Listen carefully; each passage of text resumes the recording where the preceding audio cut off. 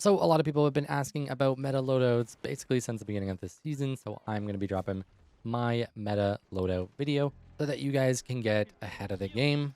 Now keep in mind, I am recording this as of 7.2. With 7.3 and 7.6, we're probably going to be seeing some significant changes to the meta, and I have some predictions of where those are going to go. So for now, consider some things that might get nerfed or buffed in this patch to be either irrelevant or maybe still relevant. I'm not too sure, but those are something you can consider asking me on stream or talking to your favorite competitive streamer and seeing their opinions on some of these changes and if it ends up affecting some of these meta loadouts. My assumption is that the majority of these are not going to change too much though, so I feel like these are probably going to be safe bets as something you could bring in. Now let's get right into it with the light loadouts. And as it stands, I think this is the best light loadout where we use evasive dash. Now for the weapons, I think the two best on the class, in my opinion, are the ARN 220 and the 93R, which is why we have it in the reserve. Now I do have the bow in there, and that's simply because I like using bow, but obviously you can use something else if it doesn't really suit your playstyle. Other options are the XP54 and the M11, which I think are standout picks. There are also shotguns like the M26 Matter and the SH1900 that do very well in the meta currently, so don't shy from using that if you are a shotgun user. Now for the gadgets, we have the H+ Infuser, the Gateway, and the Glitch Grenade.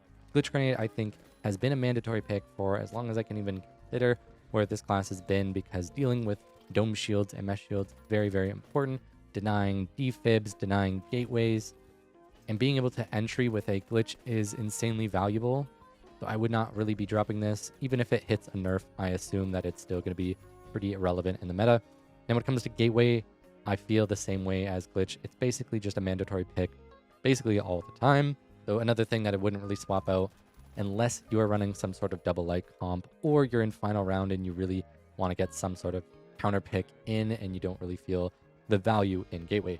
Now, Infuser's been extremely strong from the beginning, and I could see a nerf happening to the H+ Infuser.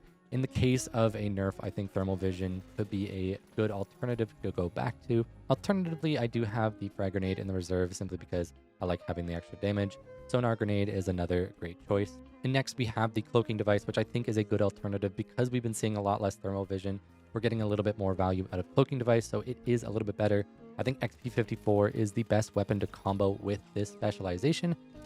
And the main reason is because with Evasive Dash, you're going to be a lot more mobile. So I like weapons that are pretty accurate in air, which is why I use the ARN and the 93R specifically. And then the Cloaking Device, you're not going to be as mobile. You're not going to be in the air quite as much. So the in-air accuracy penalties aren't going to affect you quite as much. And again, we have the exact same gadgets.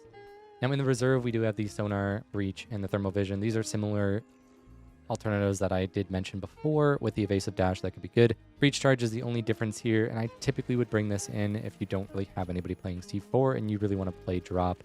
Could be pretty good on maps like Suspended Structure or defending. Now the M11 is in the reserve if you wanted to be a little bit closer range and a little bit more mobile with this type of class. Again, a lot of the other weapons I mentioned before, such as the shotguns, the 93R, and the ARN are also perfectly viable with the Cloaking Device. Now, on to medium. Medium honestly hasn't had too much of a shakeup in terms of their meta picks. When it comes to Healing Beam, we have an FCAR, defib, zip line, jump pad. This is the standard where it's basically just about getting your team around the map with jump pad and zip line. Defibbing, obviously, to support your teammates, and heal beam just to keep them alive. I understand heal beam has sort of fallen out of favor a little bit, but we'll get into the DMAC class after. Now I have FCAR and Pike here, but there is also the FAMAS and the Model 1887, which does seem to be having a little bit of a resurgence, in at least within competitive play.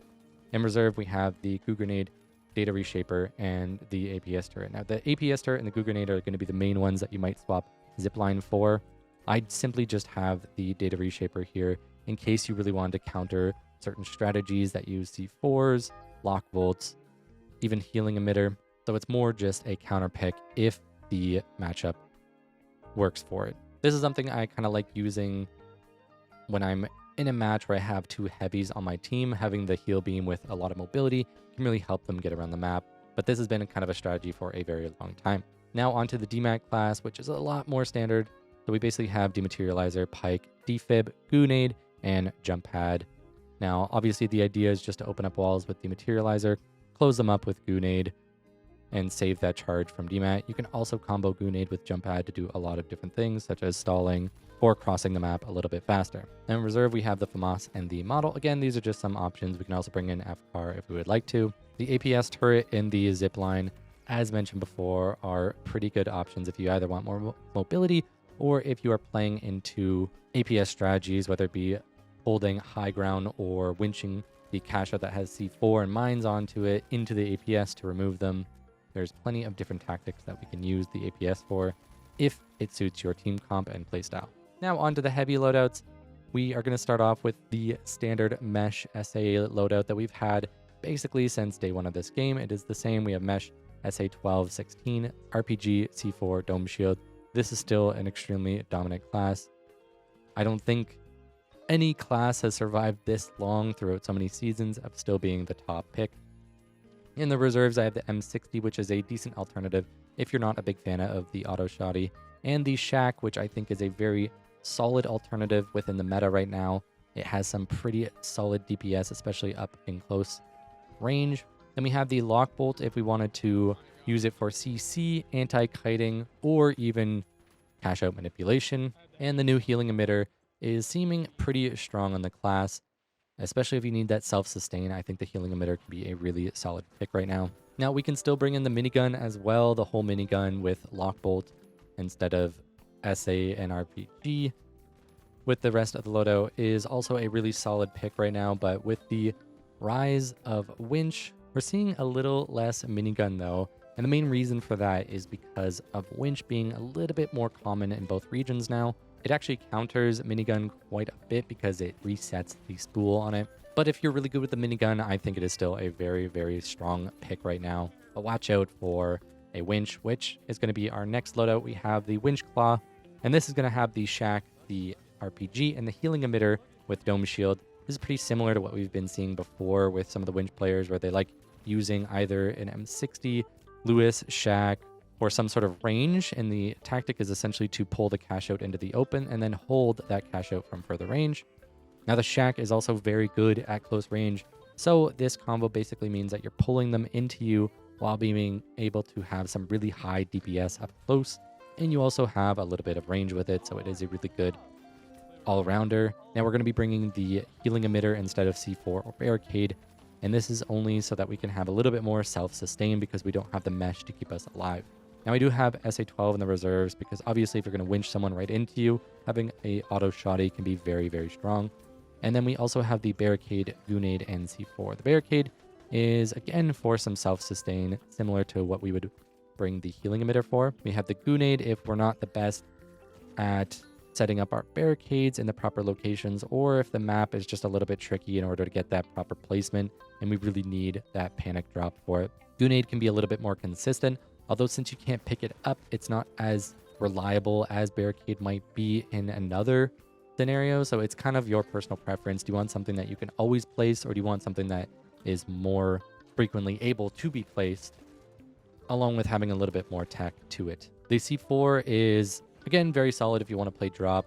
I do think Winch plus C4 can be a little bit overkill sometimes, because either you're playing for pulling it in the open or you're playing for drop. Usually you don't do the two together, but you can pull it into the open and then place a C4 on it just to have another tactic of stalling, but most enemies are just going to shoot the C4 anyway. There are tons of other reasons for it, such as entry and opening up angles to reach enemies. Ultimately, it is up to you guys what you want to use. All these loadouts are going to be pretty solid in the meta right now. And as I usually say with these videos, you don't always have to follow the meta. I obviously like doing a lot of my own things. I do prefer using some stuff that might be considered off meta, but I like to make it work even in pro play.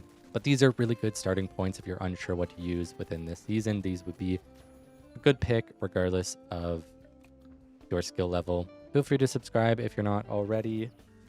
Consider becoming a member. If you're not already, I would really appreciate it if you come check me out live over on Twitch and consider following there. Now grab whatever meta loadout suits you, shape it to form what your preferences are, and I will see you in the finals.